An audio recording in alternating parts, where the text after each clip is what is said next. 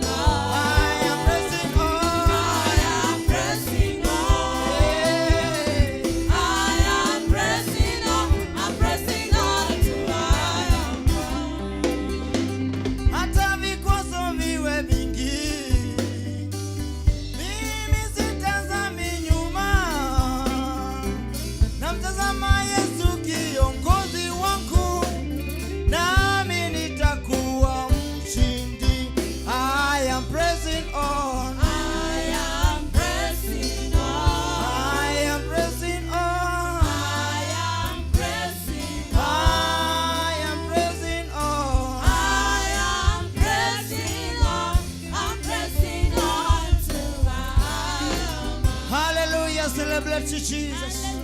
Hallelujah. Nataka tuseme Mungu wa ishara, Mungu wa miujiza, tunakuabudu. Hallelujah. Pigia Yesu makofi mazuri.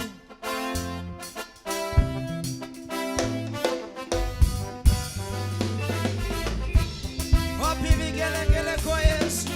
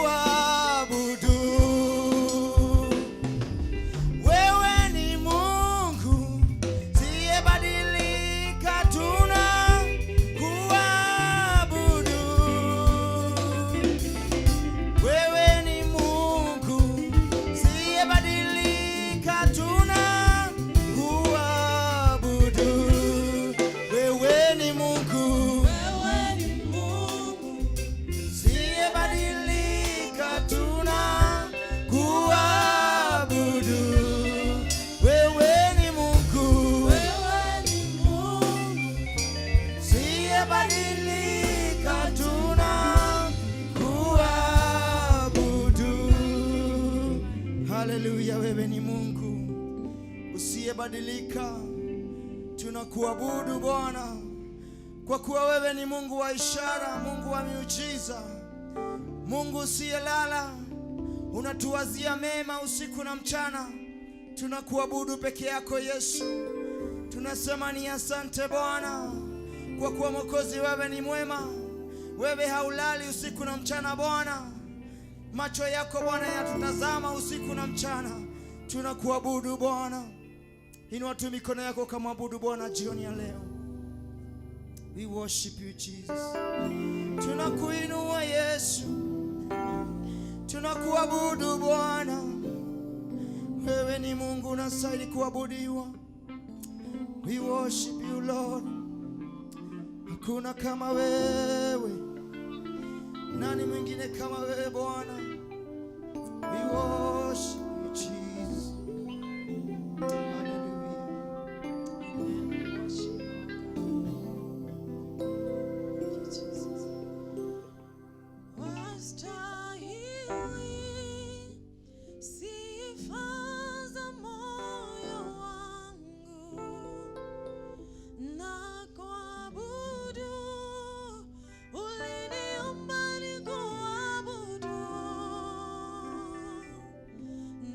Kuabudu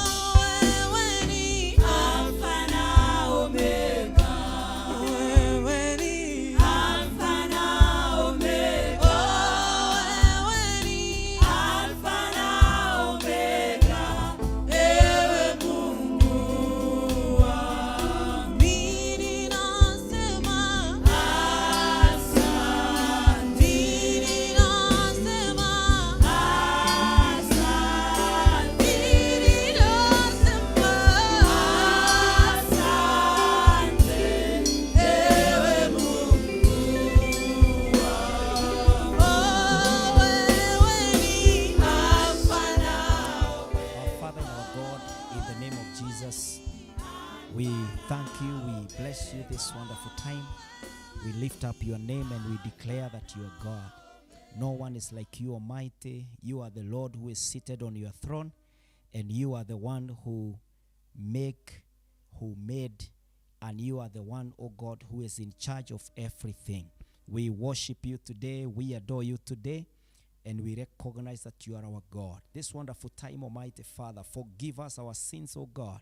Since you are the Almighty God, you are the King of kings, you are the Master over all, and we are just but your creation, O God. Search our minds, search our hearts today, and forgive us in view of your mercies and grace, that, Almighty God, we will be acceptable before you, and that even our sermon today, our prayers today, our worship today, our presence, oh God, everything that, God, we are before you is all about you in the name of Jesus Christ. Our Father and our God, I pray this wonderful time that you can receive our sacrifice, and that, God, you can receive even our thanksgiving, even our prayers, in the name of the Lord. Our Father and our God, we thank you.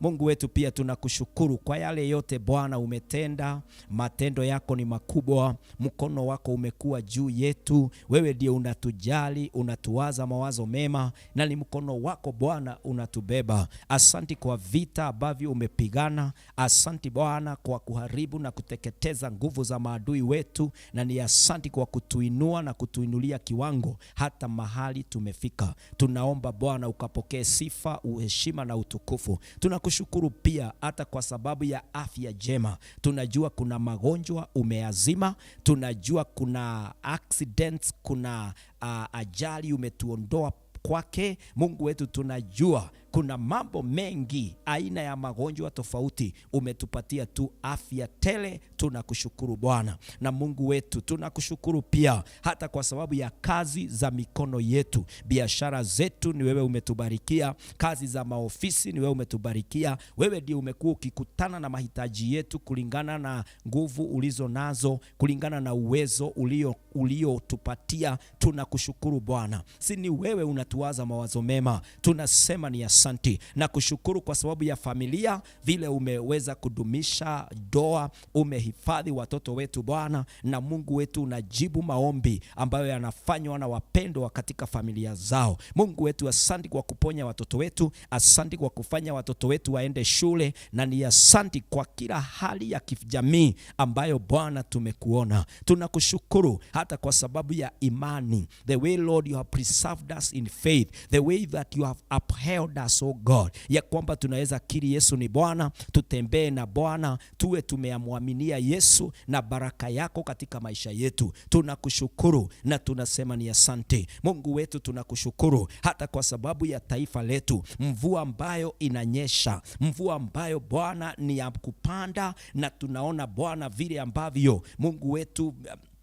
mimea inafanya kwa mashamba. Tunaona Bwana hata hewa safi ambayo tuko nayo. Tunakushukuru Bwana, hata tunapotizama na kuona kijani kibichi, tunasema ni asante Bwana. Si ni wewe Mungu unabariki nchi yetu? Si ni wewe Bwana unaona hata vile wanyama wamekufa, vile hata wanyama wa polini, hata vile vichaka vimekauka na mioto ambayo inazuka, na sasa umezima hiyo hali, ukapatia taifa letu utulivu. Tunakushukuru. Hata hali ya uchumi ni wewe Bwana unaongoza taifa hili. Tunasema ni asante Mungu Baba, wewe uishie milele. Si ukapokee sifa, si ukapokee heshima, si ukapokee utukufu, kwa maana ni wewe unatujalia, na ni wewe Bwana unatuneemesha na unatushika kwa mkono wako wa kuume. Our God and our Father, we refuse to share your glory. We deliver thanksgiving, we deliver gratitude. We come to say you are worthy. You deserve all honor, you deserve all recognition. Ndio maana Bwana, sisi na wapendwa wote tunainua jina lako na tunasema ni asante. Wapendwa, wasitupeleke mahitaji yetu mbele za Bwana ambaye anatenda, ambaye anatushughulikia. Nguvu zote ni zake, yeye hujibu maombi. Hakuna ombi tunaomba ambalo linaenda bure. Mungu wetu atalishughulikia, wakati wake atajionyesha, na zote tutakuwa na nafasi ya kushukuru. Our God and our Father, we lift our needs to you, O God, praying that in this month of April, you are coming through for us, oh God. My Father and my God, the way that you have answered our prayers in the past, we still believe in you, ya kwamba utafanya njia mahali hakuna njia, utapinga maadui wetu Bwana, utabariki kazi ya mikono yetu, utaponya wapendwa Bwana. Tunakatana na magonjwa ya kila aina, tunakatana na hali za accident katika maisha yetu Mungu, na tunaomba Bwana, wewe unayetuwaza mawazo mema, utatuhifadhi, utapingana na kifo, utapingana na nguvu zote za udhaifu, utapingana na chochote ambacho kinaletwa ili kituzuie kusherehekea amani na neema na baraka ya Bwana. Our God and our Father, tunaombea kazi ya mikono yetu. I pray for all the businessmen,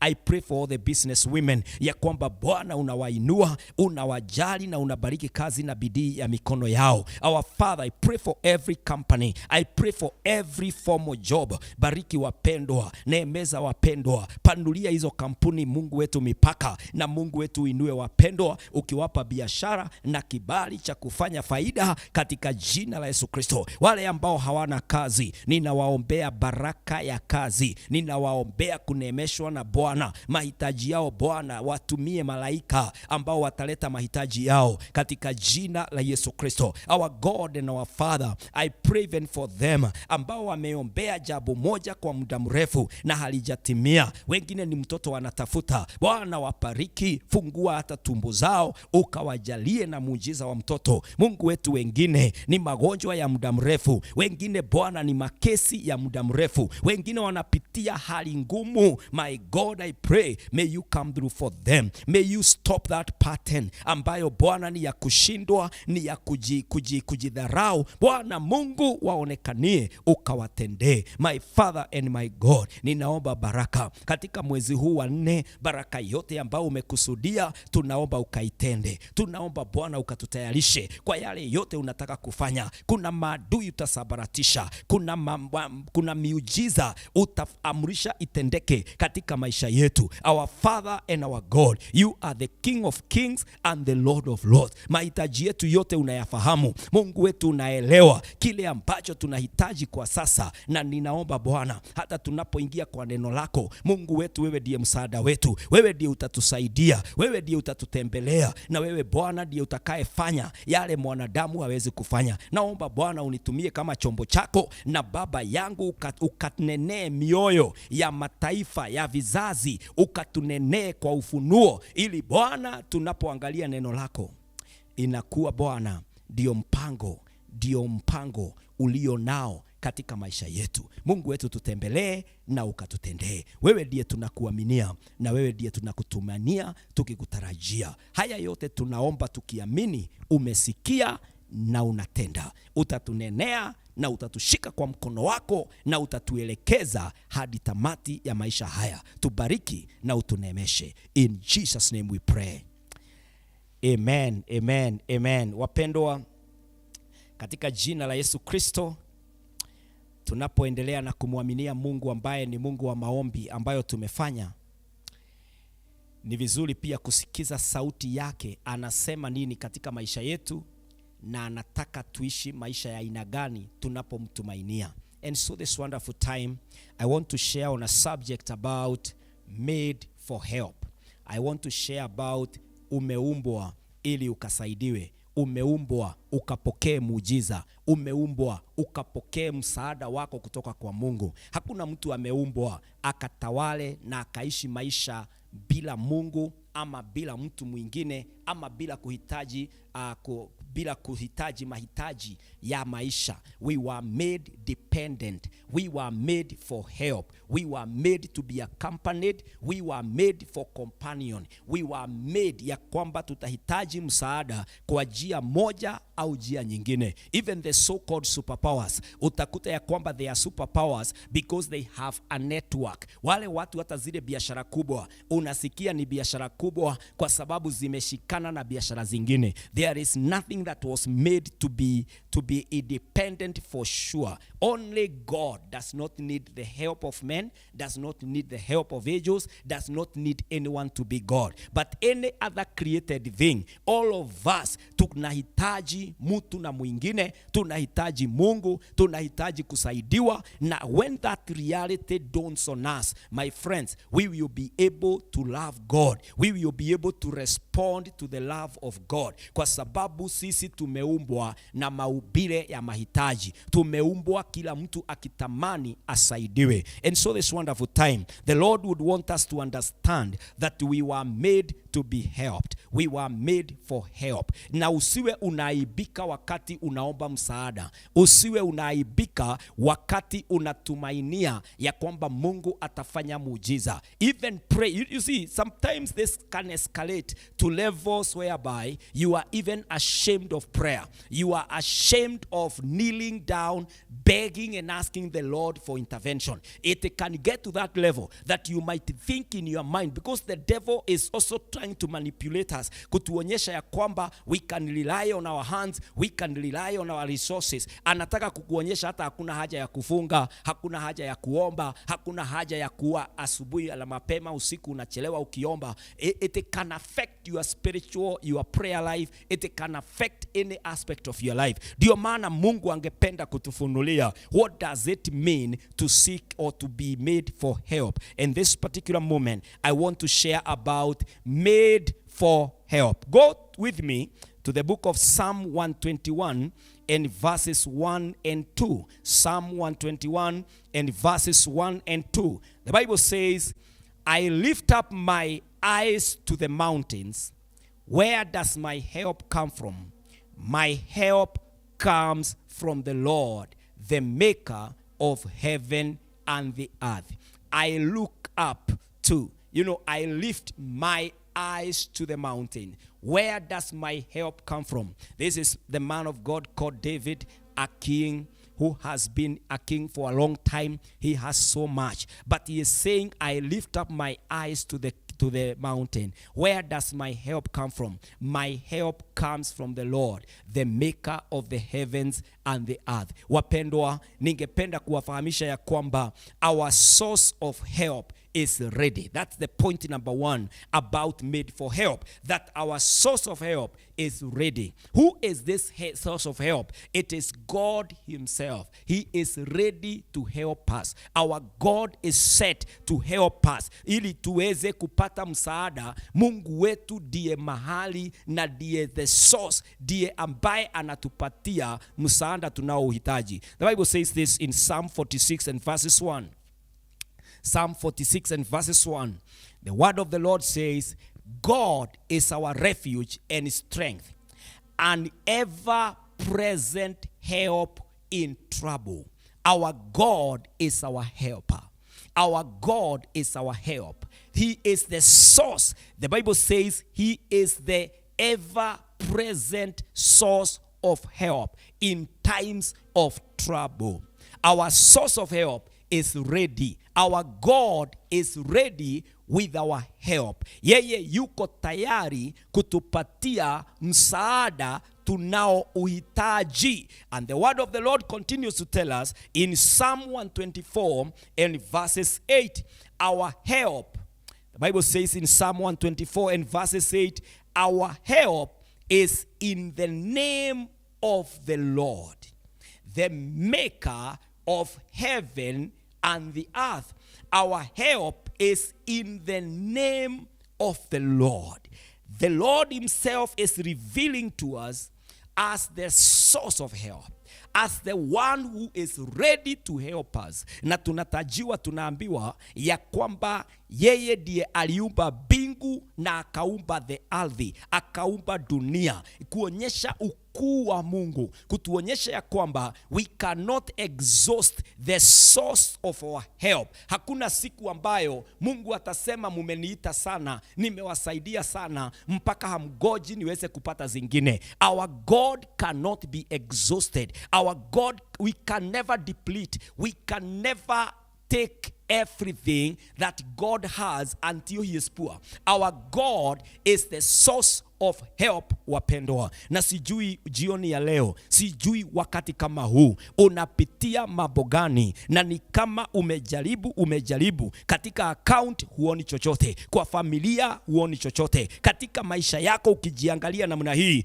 unaona ni kama haitawezekana. I want to encourage you today and let you know that your source of help is ready. You cannot be beyond help. Kuna mahali Mungu ako na msaada wako, yeye ako na uwezo. In fact, the Bible says in Isaiah chapter 41 and verses 13, the word of the Lord will tell us this in Isaiah 41 and verses 13. The Bible says, "For I am the Lord your God, who takes hold of your right hand and says to you, do not fear, I will help you."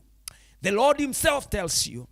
I wish you can hear this in your circumstance, in your situation. The Lord telling you, "For I am the Lord your God, who takes hold of your right hand and says to you, do not fear, I will help you. Do not fear, I will be helping you. I will carry you through it." Kama unapitia mioto, I will help you. Kama unapitia discouragement, I will help you. Kama unapitia lack, poverty, you know you are there in debts. You are there even hiding yourself, kwa sababu hata hauna marafiki, and you are feeling all alone, very desperate. Hear this word of God. Isaiah 41 and verses 13. The Bible have said, "For I am the Lord your God, who takes hold of your right hand and says to you, do not fear, I will help you." Hey, look at this man called David. Wakati alifika mbele ya Goliath,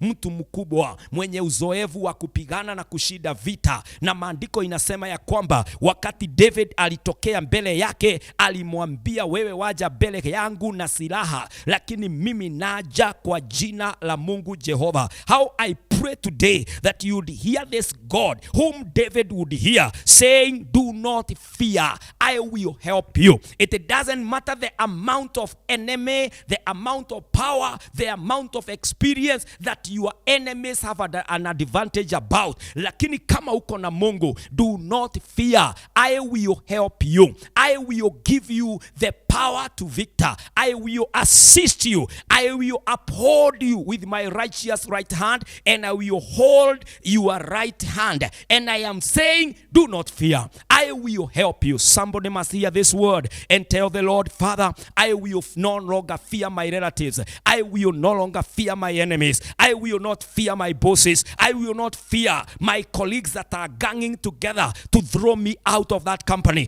Unamwambia Bwana, hata katika haya makesi ambayo yamekuwa ya gharama kubwa, haya makesi yanaenda ni kama yananimaliza, unamwambia Bwana, "My case is with you." Wewe ndiye Bwana ambaye utanipa haki, wewe ndiye utanisimamisha na utaniinua. I pray for all of us friends, ya kwamba tutamwangalia Mungu mwenye msaada wetu, na tutamwambia, "God, have your way."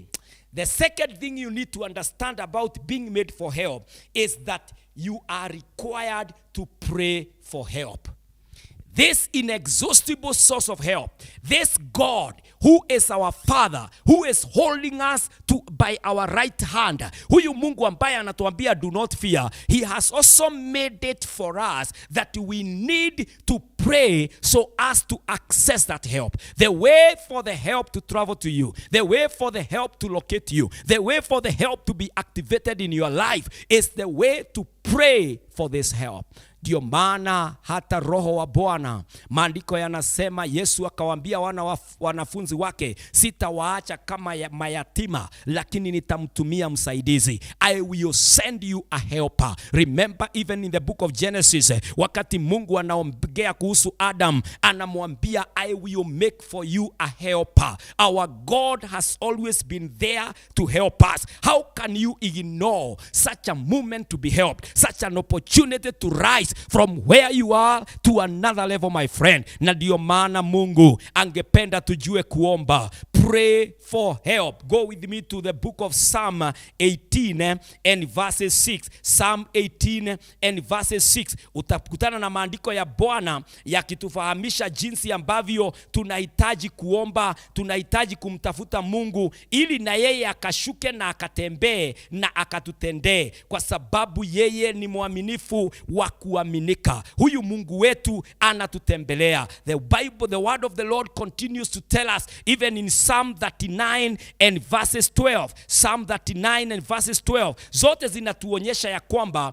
Mungu mwenyewe ako na mpango katika maisha yetu, na angependa kututendea, angependa kutuelekeza katika hali ambayo ni ya kutupatia msaada ambao tunauhitaji. The Bible says this in Psalm 39 and verses 12.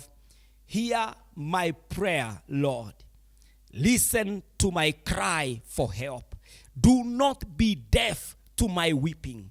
I dwell with you as a foreigner, a stranger, as all my ancestors were. Listen to this prayer. Hear my prayer, Lord.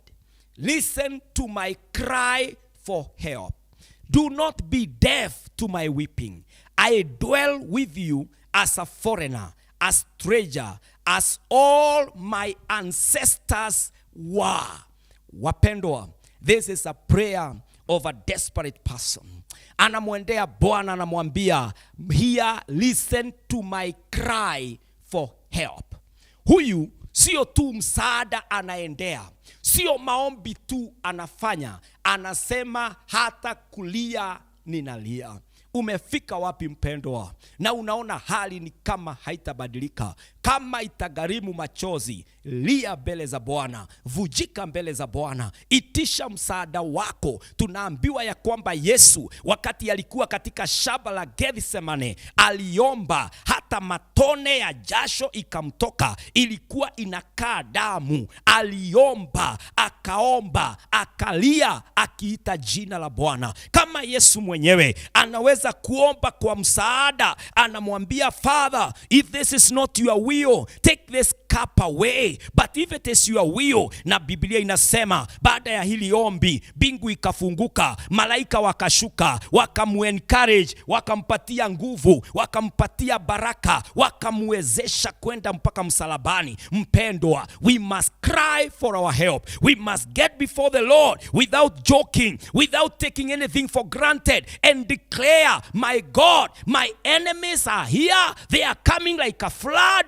I pray, lift a standard in my life. Help me to overcome them. In their eyes, do a banquet because you have promised. Wapendwa, ni kuinuka na unasema, mimi sikai tu namna hii. Hapana, kuna msaada wangu unatoka kwa Mungu aliyefanya mbingu na akafanya ardhi. Na unasimama, unatangazia hata maadui, unatangazia hali yako, unatangazia hali ya magonjwa, unatangazia hali ya ufukara, una declare, my help will come from the Lord. Unaomba mpendwa, you must pray for your help. You must call upon the name of the Lord. Na unamwambia Bwana, mimi msaada wangu ninautoa kwako.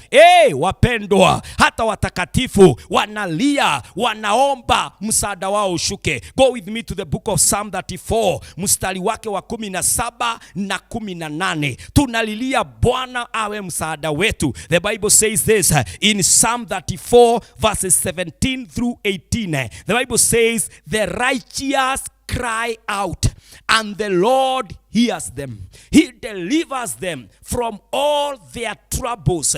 The Lord is close to the brokenhearted and saves those who are crushed in spirit. The righteous cry out, and the Lord hears them. Wapendwa, wakati Mungu anakusikia, the Bible says he delivers them from all their troubles. What are your troubles? Have you mentioned your troubles before God? Have you mentioned that rejection before God? Have you mentioned that lack before God? Have you mentioned that pain, that bitterness bitterness, that experience, those sleepless nights before the Lord, telling the Lord, Father, you know me. I have been jobless year after year. I went to school. These are my papers. I registered a company. It has never done any job, any business. My God, I come to you now. Deliver my job. Deliver my victory. Deliver my joy in the name of the Lord. Yani unakuja unaomba Bwana, unamwambia Mungu, I will not be silent anymore. Unakuwa Bartimaeus of your life na unasema, Jesus, son of David, have mercy on me. Watu wanajaribu kuambia unyamaze, wewe unasema not until there is a testimony. Na hata ikitendeka, I will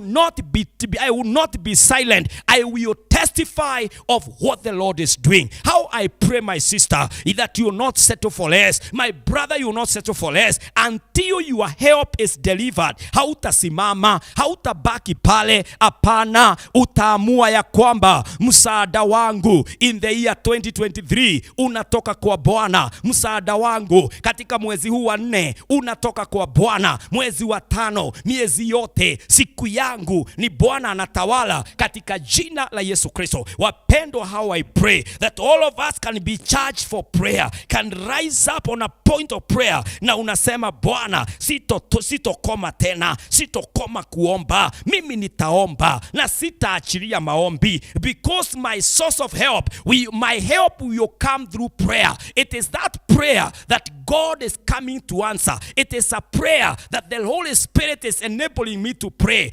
In the name of Jesus, whatever you shall pray, you know the name of Jesus is for the prayer. It's for you to activate yourself in prayer in that name. Naye Mungu atashuka, atatembea na atajionyesha. Wapendwa, siuinue mkono wako mbele za Bwana umwambie Mungu, niwezeshe kuomba, kwa maana msaada wangu is just a prayer away. The distance between me and the help that God you are, and the help that Jehovah you can deliver, is just a prayer away. I pray now ya kwamba Mungu unafanya. Naombea wapendwa wote ambao wanapokea ujumbe huu, wanapokea neno hili, ya kwamba Bwana unasikia maombi yao, unatembea katika hali zao na unabadilisha maisha yao. I pray, Almighty, that God you are coming through and you are coming to do what no man is able to do. Baba Mungu uishie milele. Wewe ambaye ulimwangalia Adam ukamuumbia msaidizi, na ulipoangalia kanisa ukasema nitatuma msaidizi ambaye ni Roho Mtakatifu. I pray that at this point you can look at our point of need, na Mungu ukashuke, utumane msaada wetu katika jina la Yesu. Maombi haya siyaponye aliye mgonjwa. Maombi haya Bwana siyafungue milango iliyofungwa. Maombi haya Bwana, ninaomba minyororo iliyofunga wapendwa ikavunjike na watu wako wakafanyike huru katika jina la Yesu Kristo. We pray for help, my God. I pray for help for this ministry, for the calling you have put in me, in the name of the Lord. I pray for help for my brothers and sisters, the members of the body of Christ all over the world. Open those doors, oh God. Lift the standard of the church today. Saidia kanisa, saidia wachungaji, saidia Bwana wapendwa kwa njia ya kipekee, that Almighty God, where we have suffered intimidation, from now onward they shall know our help has come from God, Lord Almighty. Mungu wetu tujalie, Mungu wetu tunemeshe. We receive it, oh God. We pray about it, Almighty. Lord, be pleased even to answer our prayer in the name of Jesus. Mungu wetu ishie milele. Sikia maombi yetu. Sikia Bwana mwito wetu. Tunapoitisha, tunapoomba msaada wetu kutoka kwako wewe, kibilio letu. Katika Kristo Yesu tunaomba hata kuamini. Wapendwa, katika jina la Yesu Kristo, run to God where your help is invested. That is the only place you'll never be told to come tomorrow. It is the only place that cannot ignore your call. Learn to pray for your help. Take yourself there and pray, asking God to come through for you. Si Mungu awabariki na neema ikawatoshe. Si tusoee na tuombe na tuendelee kuitisha na kutarajia msaada wetu kutoka kwa Bwana. May the Lord help us and bless us. And God bless you. And may the word of God come through in your life. I want to pray for our offerings and our givings by the grace of God.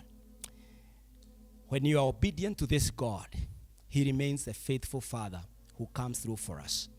The number to use if you would want to give your offering is what is on your screen right now. The pay bill number 57116. 57116. When it asks you for an account, then you can write your name, or you can give your money or your support a designation.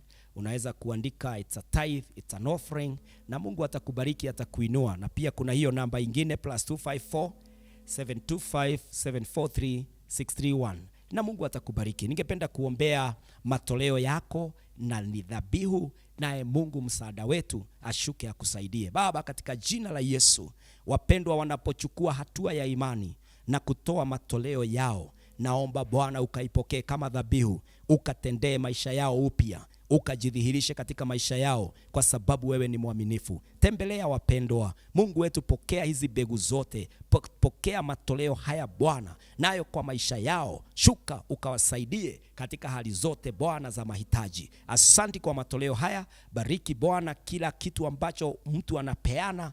Mungu wangu, naomba akakumbuke alitoa kwa Bwana, kwa sababu ya kuona majibu ambayo Mungu utatenda. Pokea dhabihu hizi zifanye kazi yako kwa huduma. Katika Kristo Yesu tunaomba hata kushukuru. Praise the name of the Lord. Mungu akawabariki sana na neema ya Mungu ikawatoshe. Continue being a follower on our Facebook pages, subscribing even on our YouTube channels, na Mungu atakubariki wakati wowote tunakuja na ujumbe mpya. Shalom and God bless you. Amen.